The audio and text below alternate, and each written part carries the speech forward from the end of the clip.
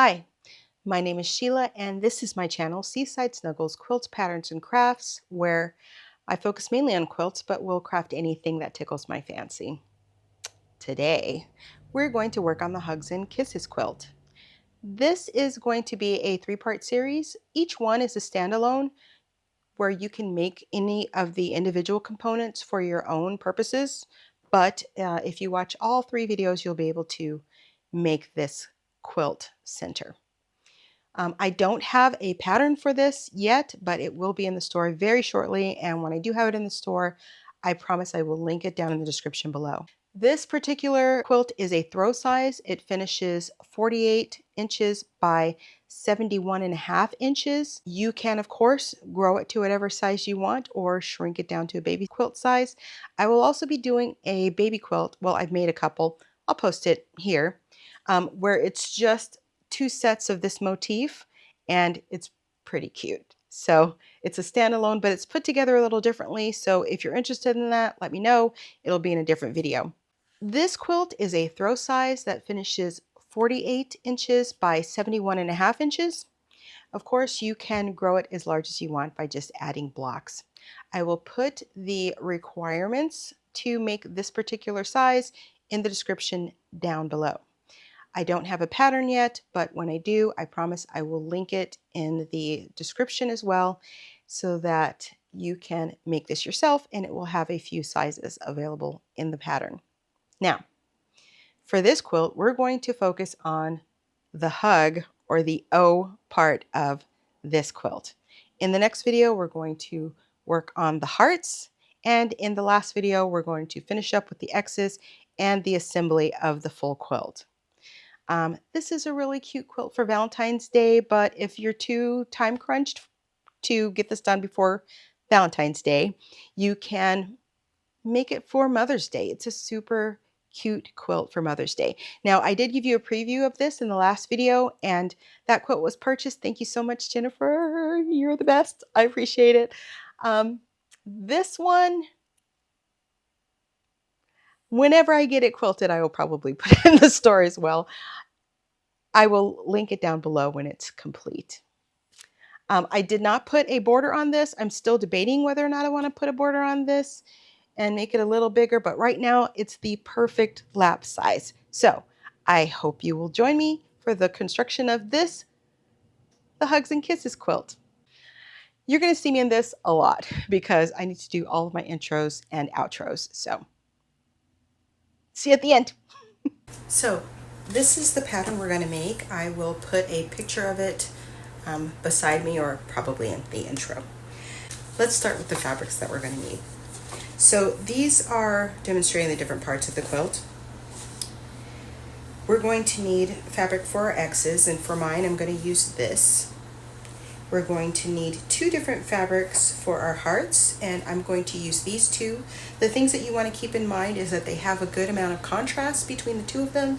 So light and dark, or red and pink, or whatever you want to do for two hearts. You're going to need fabric for the background, and I'm choosing this. I think this one is khaki, I'm not sure. And then you're going to need one color for your O's, at least one color, but I'm going to use two colors. So I'm going to use these two colors. They don't touch one another, so they don't need to be super contrasty, but I just wanted them to look a little different from one another. Now, that said, how much do you need? I don't know. I have made this quilt a couple of times, but I think that I was just playing it by ear. So this is kind of going to be where I find out how much you need. But if you have 2 yards of each, you should be fine. As a matter of fact, you might be able to get away with 1 yard of background fabric. You might consider 3 yards of your X fabric, but I think it will be overkill. I think 2 yards will be just fine. All I have here is 2 yards, so if I run out, I'm just going to have to make a smaller quilt. Okay, so that's what we have. The pattern for this is going to be in my store eventually. It isn't right now, but when it is in the store, I will have all of the fabric requirements that you need to make this quilt and a queen size quilt. So I think I'm gonna limit it to 2 sizes. I've been working on this for a couple of years and just not wanting to deal with figuring out the fabric. But the way this is going to work is we're going to do 1 block at a time. And the first block we're going to do is the hug, or the O blocks. And I'm using 2 different colors. So let me open up my page. Also, when you buy the pattern, it's going to have your instructions for each part of each block. So we're going to be doing square and a square for the center, and we're going to have some rectangular parts, and we're going to do 8 at a time half square triangles for the corners. So what you're going to need, if you're doing 1 color for the hugs, then you only need 1 color, but you'll need twice as many. Does that make sense?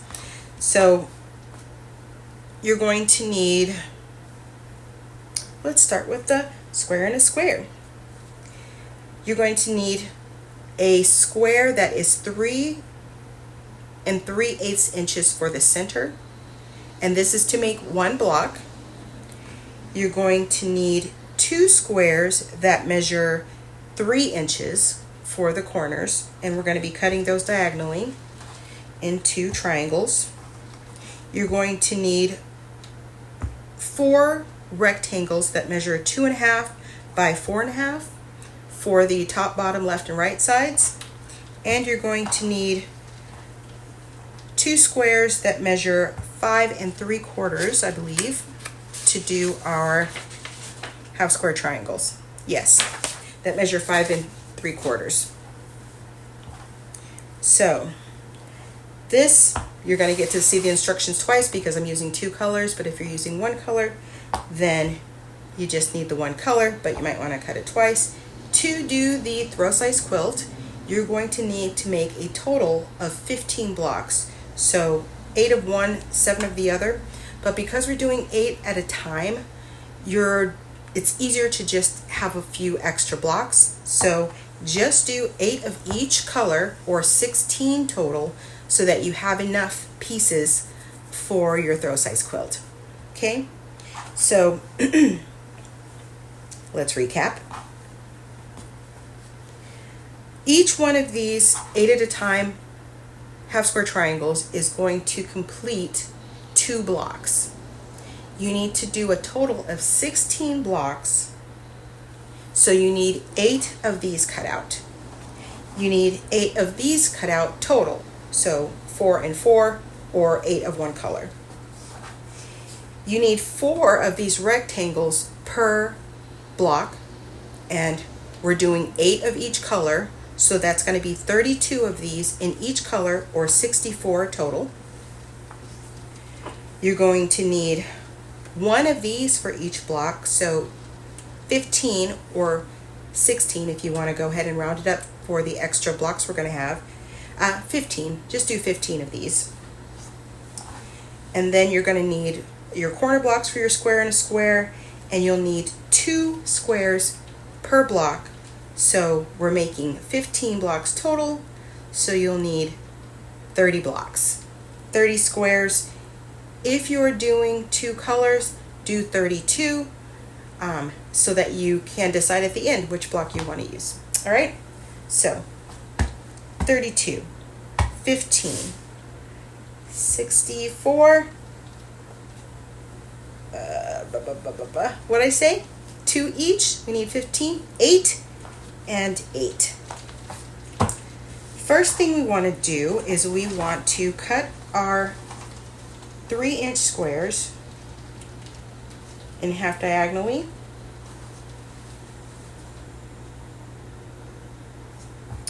So I'm just going to use my ruler here. And where's my 45? My 45-degree angle, to make sure that I am actually going to be cutting a 45-degree angle. And these are for our square and a square, so they will go around like this. okay? But they're pretty well sized. I don't have a whole lot of contrast on this one, so let's use the darker one. I'm running into the same issue I did with my 2024 postcard, but I'm hoping that my quilting will set things apart. So this is what we're going to make, our square and a square. You want to make sure each of these triangles is centered. So you can either just fold them in half and get a nice crease on the center, like that, or you can do what I do so that I don't lose the crease, depending on, I switch back and forth. Get my triangles lined up here, and we're going to sew the long side, of course, onto the square. I fold it in half and then give it a little tiny nick in the corner. Make sure that I'm staying less than 1/4 of an inch here, because I don't want to mess up my seam allowance. So I just cut a little triangle out there, and there's my centers marked more permanently. And you also need to mark center on your squares. So I could do the creasing method, or I could do the snipping method. You just want a tiny, tiny bite out there. If you make clothes, you know that this is a good way to mark. Okay, so to make our squares in a square, we're going to line up the center of our triangle with the center of our square. Then we're going to do the opposite side and get those lined up. And I'm just going to sew. I'm not going to pin this side. I'm going to pin this side so I can turn it right around. But I'm just going to take it to the machine like this.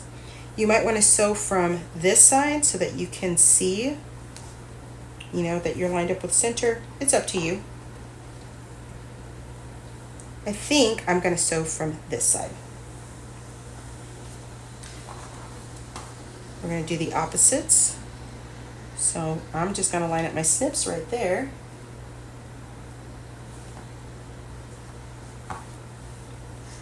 And my snips right there.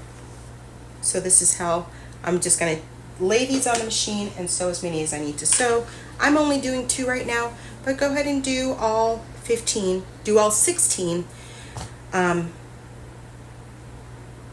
not going to do all 16 and then decide at the end what your layout wants to be.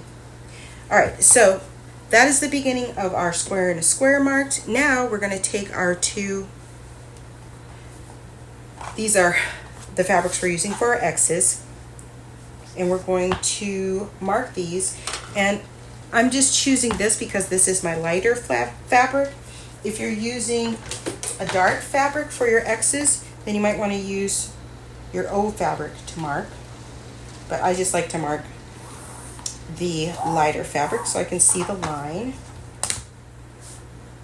I'm going to put my hash on the line that I already marked, and then put the ruler through the corners, and that gives me a double check to make sure that I'm staying perpendicular. I'm going to mark both of these.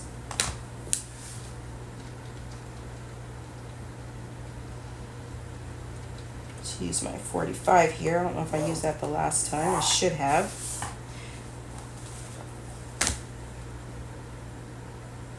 So I've got my 45. I also have my hash marks. Use one or the other. You don't have to use both, because if you use both, it's not going to get you possibly to the center of your square. So I think I'm going to use the hash mark. That one seems more reliable to me. So this first line that I drew is aligned with this line, and then I'm through my corners. Okay. Now we just want to pair these X fabrics, I'll call them the Kiss fabrics, with our hug fabrics, which is the O. And I'm just going to put a pin up here and here. I got really close to the selvage here, but it's fine. You will not see that at the front of the quilt. So the reason I'm putting my pin up here so that it's out of the way when I sew. I'm going to be sewing on either side of the line, 1/4 of an inch away. Let's go do that. All right, so we started with our square and square blocks, but I'm going to go ahead and sew our half square triangles first. So I'm lining up with the edge of my presser foot on the line, and I'm just going to sew all the way down.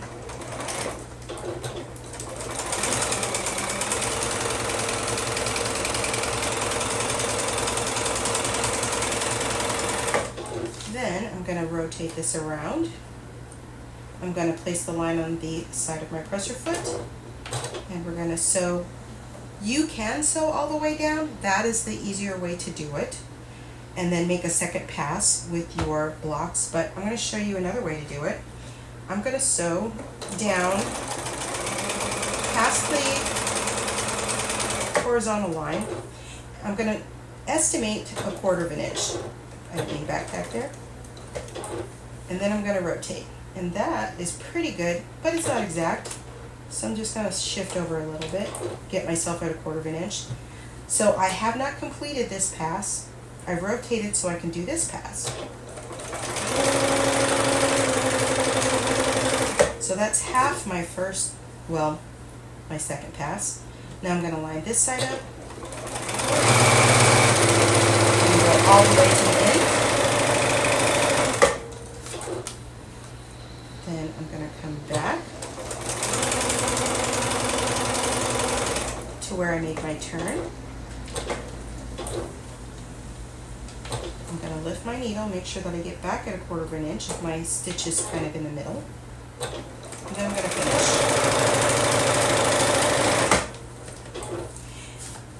So that completed all of my stitches. It'd be easier to see it from the back.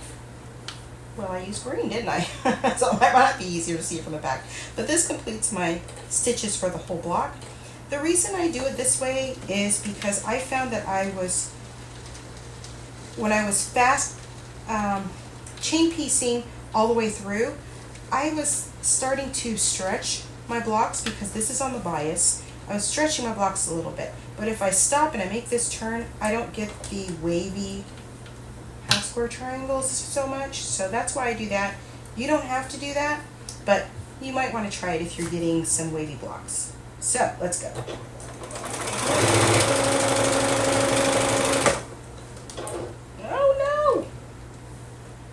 Sheila. I picked up my other block under there. The seam ripper. We're frenemies. Me and the seam ripper are frenemies. I need her all the time, and she knows it. Let's pick out, how far am I? Let's pick it out from back here. So I can get this off of there. Sheila. Everybody picks. All right. I'm not even going to pick out the rest of those threads, even though I should. We'll get them later. All right. Let's get back into this. So I'm lined up with the seam allowance. With the line. We're going to continue our stitches.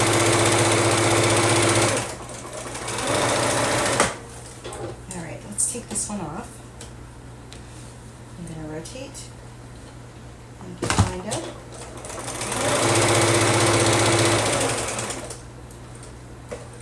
Okay, this one worked out. Take that pin out.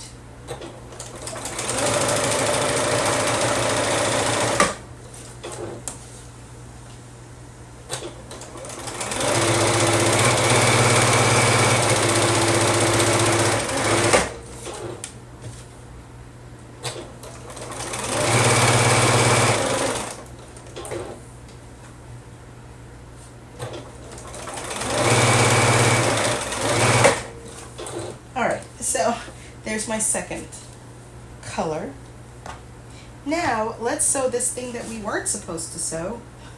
Let's sew it for real.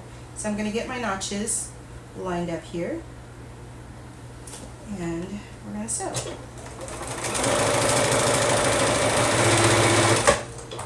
Let's get the dark as well.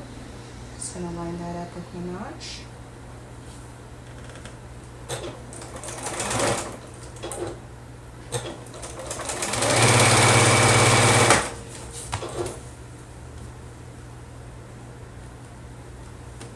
Now we'll get the other side.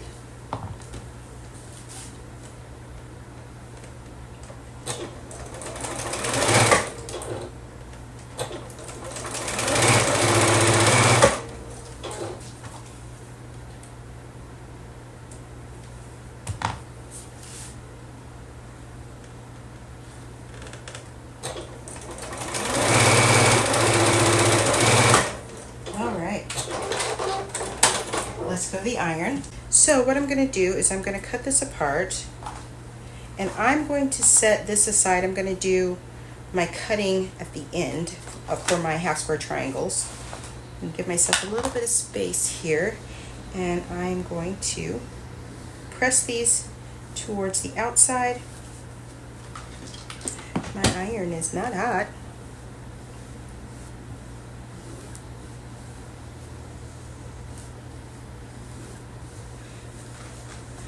I'm going to give them just a little bit of a press here.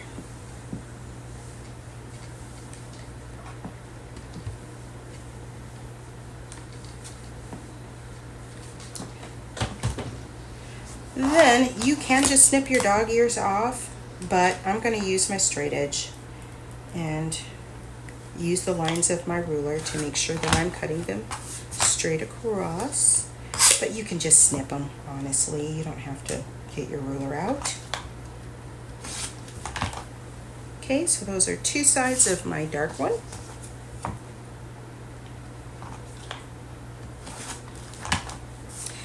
You don't have to have a 4.5 inch ruler, but it is pretty handy for this block.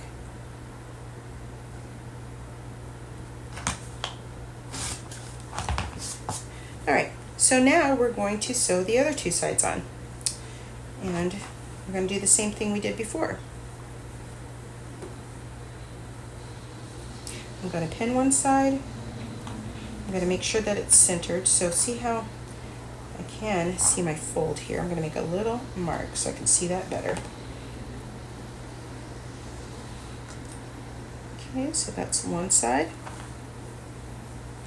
Let's make a mark here. So the shadow isn't all that I get there. And I'm going to go ahead and pin it. I'm just going to use one pin for both. Okay, and then this one, again, let's get that shadow. So I'm just lifting it to see the shadow so I can mark it, and I'm making sure that my mark is less than 1/4 inch so that you don't see it on the front of my quilt. And then I'm just going to line up my two pieces. And that little notch, I can see right where the mark is. Hello, go in please, thank you. And now we'll go sew this. So, same thing as before. I just want to make sure that I keep my seam allowances facing out where I place them. And that my edges are aligned. Do the other side.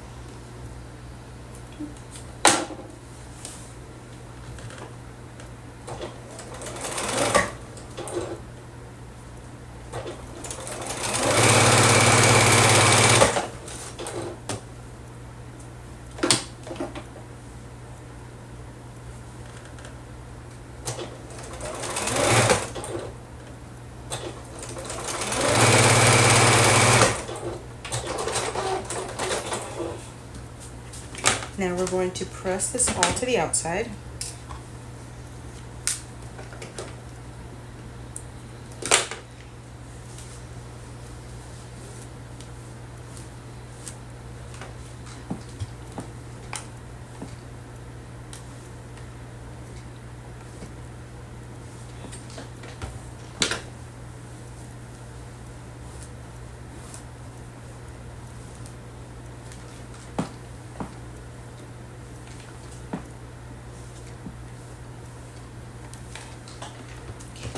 So these are cut a little extra so that you can square it up. See how it's not perfect? It's okay, it'll work out.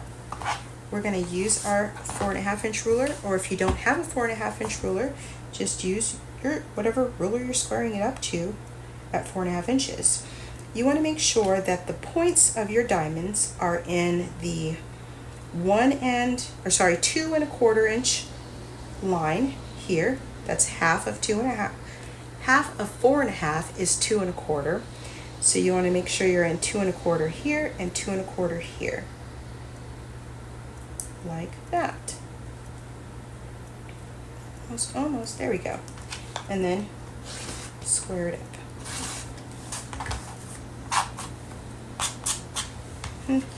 Not using enough pressure.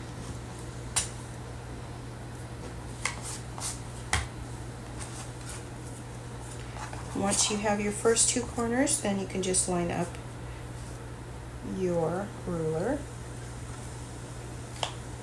making sure that you keep 1/4 inch out at the points. Now for these O's, if you cut your points off in the middle, it's really not a big deal, but you should have enough room to keep your points. Let's do the next one. I might need to put another blade on my cutter. So here's 2.25, 2.25 up here, 2.25 down here.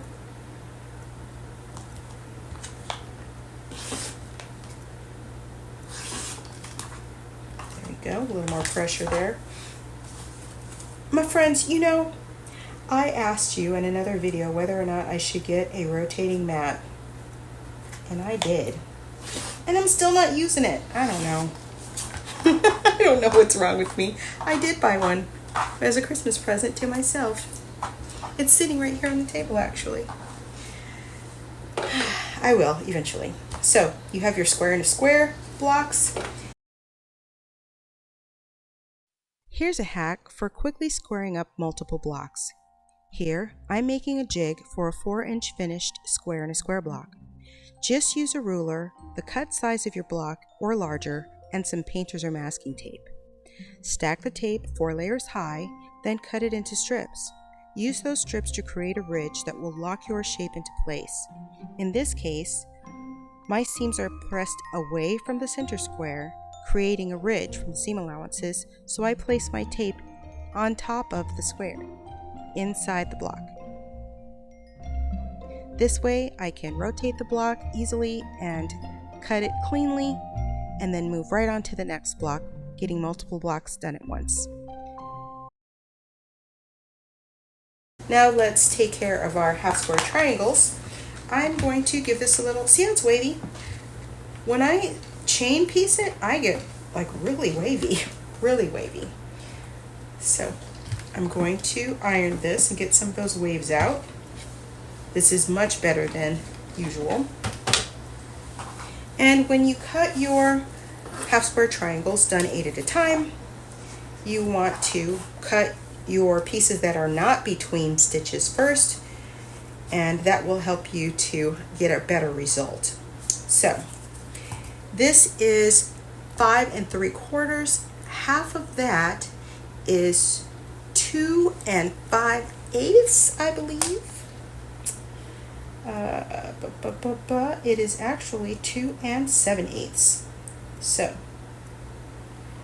get yourself lined up. Make sure that the edge is perpendicular. So use your hash marks, right?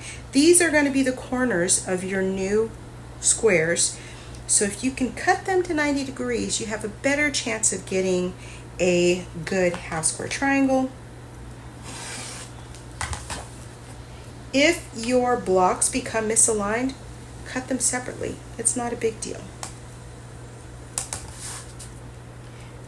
You don't have to spend a bunch of time trying to line it back up. So for my second cut, I want to line up one of my registration marks with the line that I just cut.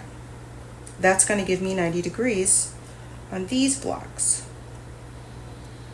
Need to scooch that over just a little bit. And remember, half is 2 7/8. All right, so that's my second cut. And now I'm going to cut my diagonal lines that are between my stitches because they're stable, and it just gives you a better result. Let's make sure that I get in there like that. All right, so these are my 8 light colored half square triangles.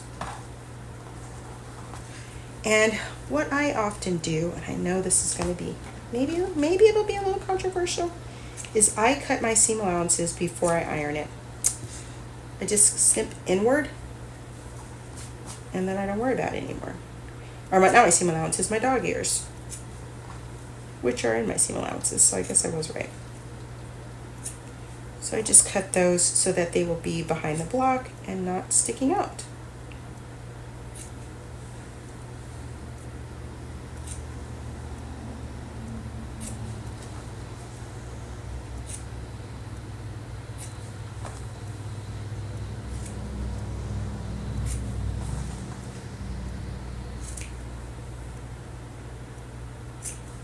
Okay, so those are all ready to press. But let's go ahead and cut the dark ones. We're going to do the same thing, real time. I'm not going to talk so much.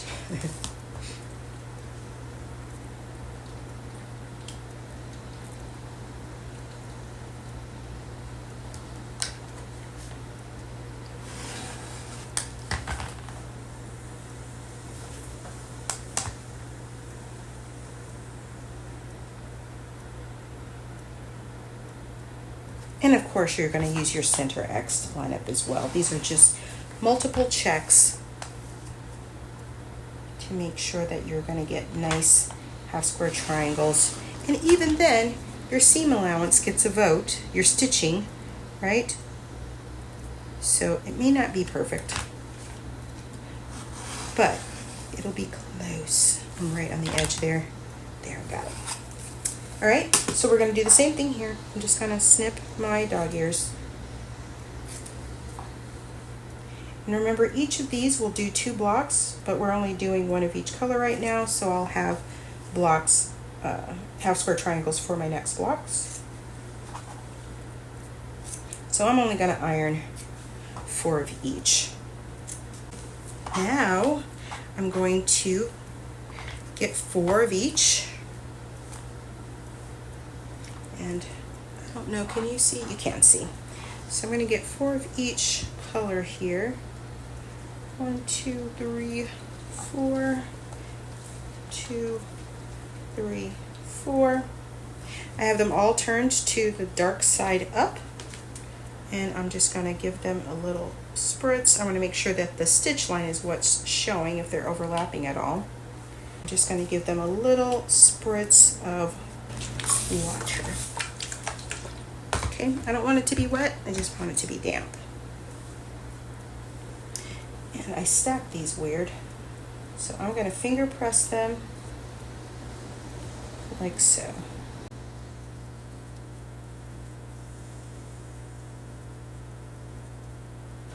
And I'm re-staggering them after I finger press them so that the seam allowances are not on top of one another.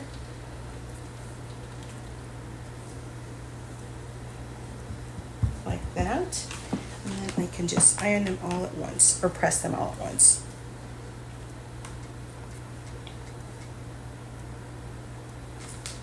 All right, we'll let those cool, and then we'll come back and we'll square these up to 2.5 inches. Okay, so these blocks are cool. I'm back to my 2.5 inch ruler, which you know I love. But I'm going to show you a little hack here.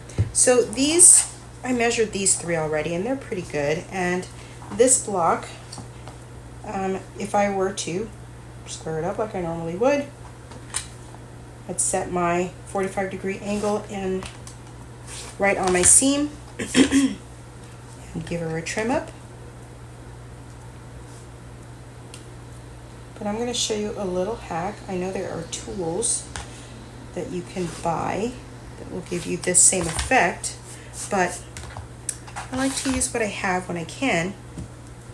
And These are strips of duct tape. Not duct tape, painter's tape. This is Duck brand painter's tape. And what I do is I stack 4 layers of painter's tape, and then I cut it into 1/4-inch strips, and then I use them on my ruler to give me a lip. And when I'm done using it, I peel it off and I stick it on the wall. You may have seen it, so that I can use it later. So this is just a stack of 4 pieces of tape, painter's tape, with cut into 4 1/4-inch strips. And what I'm going to do is I'm just going to flip my little ruler over, and I'm going to put this piece of tape on my 45-degree line. Let's see if I can move it over a little bit so I have less to cut off. So I'm putting it on one side of my 45-degree angle line, like so. Once it loses its adhesiveness, then I get rid of it, but I'm going to cut the little bit of tape off that's showing. I just got a piece that's the right size. And now I have a lip so that I can slide this right up to my stitch line and square up.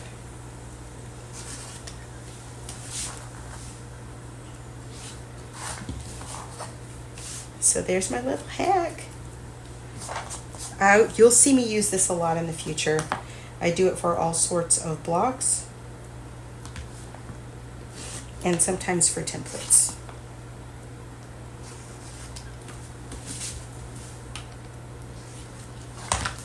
Okay, it just locks right next to your fold. So you have to put the fold on the opposite side from the tape.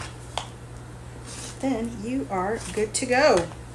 There's nothing to cut off on that side.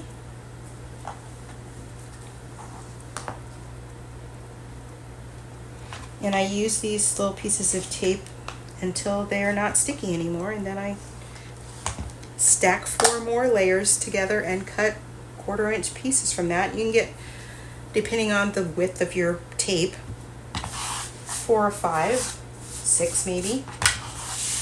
And it doesn't have to be 1/4 inch. You can make it thinner if you want to, but just I find 1/4 inch is easy to work with. And now we have all of our blocks that we'll need to finish our 2 hugs. The layout for our hugs. I'm just going to put the light on the bottom. We're going to use these rectangles at the top and bottom.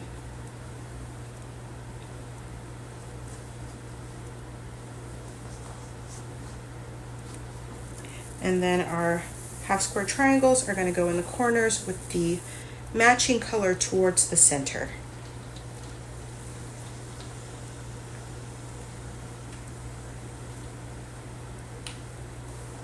Okay, and now you can just put this together as a 9 patch, and you want your seam allowances to go towards the center at the top and bottom, and to the outside in the middle the way they naturally want to go. So let's go sew these up. So I'm sewing this first piece on the bottom because my seam allowance is towards me, which is going to work out perfectly. And I'm going to make sure that that thread is to the back. There we go.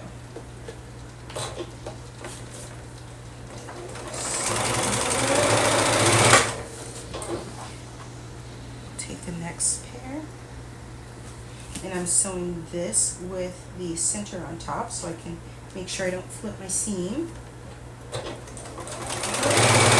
I also want to make sure that my needle passes right through my X that's at each of these intersections, and that will let me know that I'm not cutting off my point,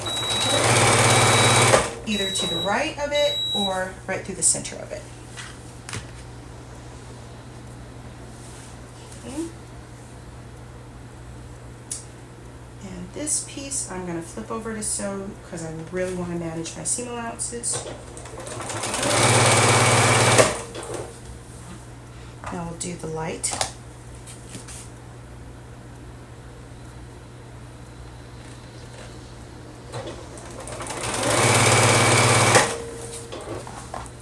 The center. center.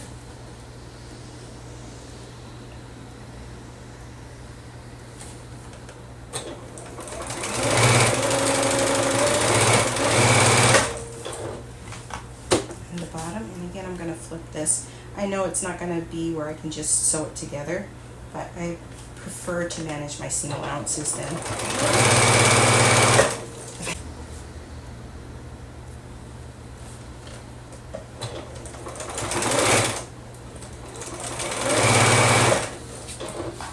This piece is going to go here, and I'm going to flip this again because I want to make sure that my seam allowance stays the way I have it laid down.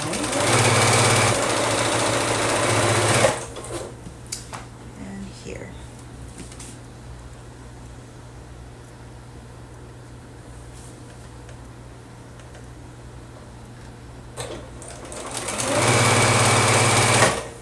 Alright, so now let's get our next 3 pieces.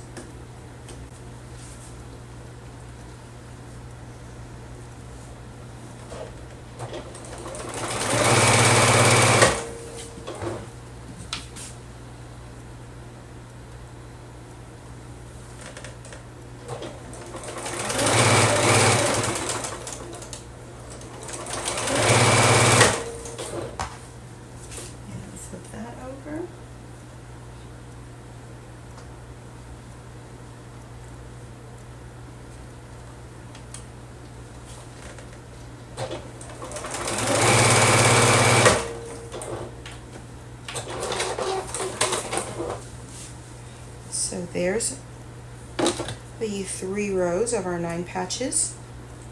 They are not like laying neatly together so that you can automatically go and sew them together.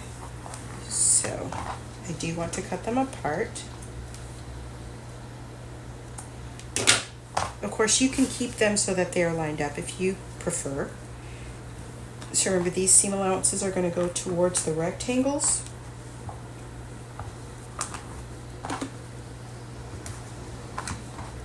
Okay, and now this is going to go in here, this is going to nest, and this is going to go in here, and that's going to nest. Let's lay out the light one as well.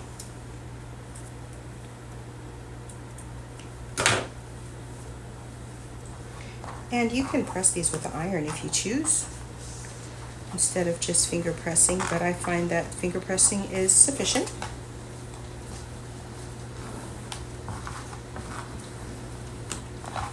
See, I retained my points.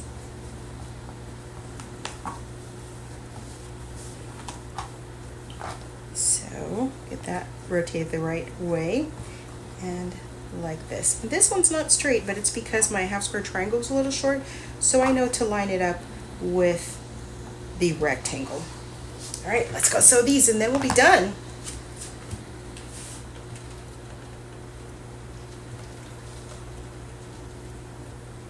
So I just want to get myself lined up. I want to get myself nested here, and because this seam allowance is towards me, the top one, it's not going to be pushed together by the presser foot. So I need to put a little pressure on the bottom fabric so that when it comes to this intersection, those 2 seams are pulled together. So I'm going to start my stitches, and then I'm going to stick my finger in between my 2 layers, make sure that I'm nested, and just put a little pressure on there to keep them tight together. Once I pass that point, I'm going to line up my next 2 pieces that are nested, which is down here at the bottom, and I'm going to make sure I'm lined up here. I can feel where the point is on my center, so I'm going to try to make sure that I stay through that. Okay, and I don't have a pin in this, so I hope it stays on, but if it doesn't, it's okay. I'll just pick it back up. Let's do the next one. So I get started, put my finger under here for a little pressure, pull those seams together. Then I line up the next pair of seams. I'm lining up with my rectangle.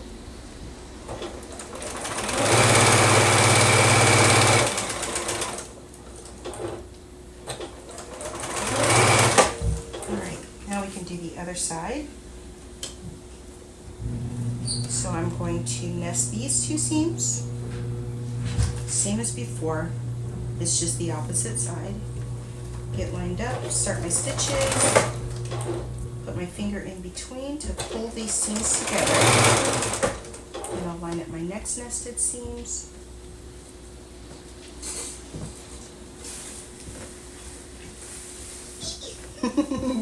My baby just brought up Chinese food.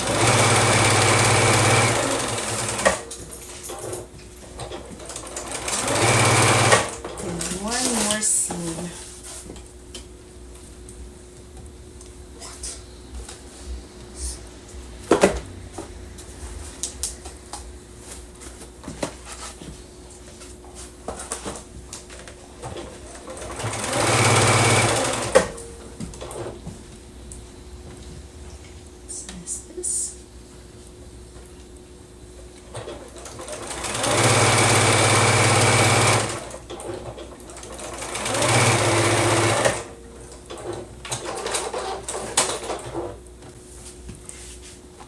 There we go.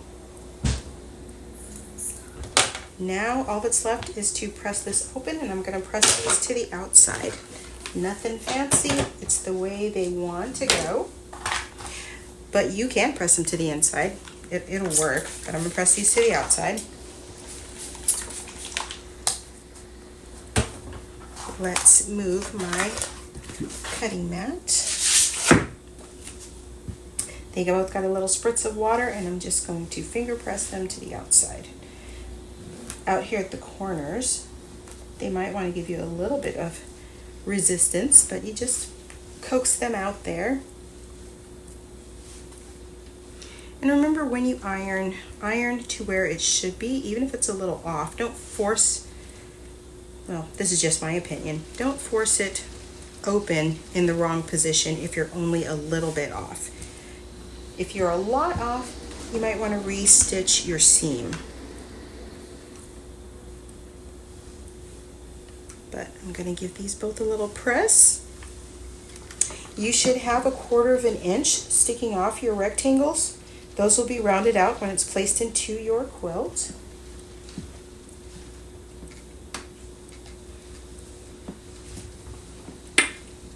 And that is how you make the O's for which are the hugs in the Hugs and Kisses quilt.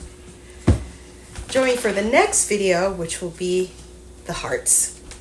See you later. Okay, so now you know how to make the O's for the Hugs and Kisses quilt. The next video will be focusing on the hearts. If you have any questions, leave them down below. If you need a little short primer on my hack for cutting the half square triangles and the square in a square, I have a short for that on how I make my cutting jigs. If you enjoyed this, if you learned something, please give me a like, and I'd appreciate a subscribe. If you do subscribe, I recommend that you click the little bell so that you get notifications when I get these projects done, because I make a video when the project's done. I don't try to keep a specific schedule. So that's that. Thank you so much for watching, and I will see you in the next one.